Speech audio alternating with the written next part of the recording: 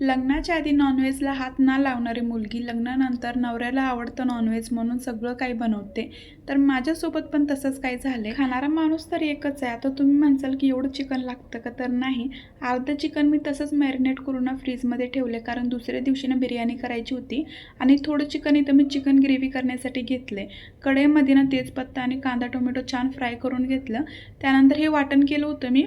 खोबरं आणि कांदा छान खरपूस भाजून घेतलं. त्याच्यामध्ये कोथिंबीर आणि लसूण, जिरी हे टाकून छान वाटण करून घेतलं. त्यानंतर चटणी टाकायची आणि चिकनला मी हळद आणि मीठ टाकून छान शिजवून घेतलं होतं.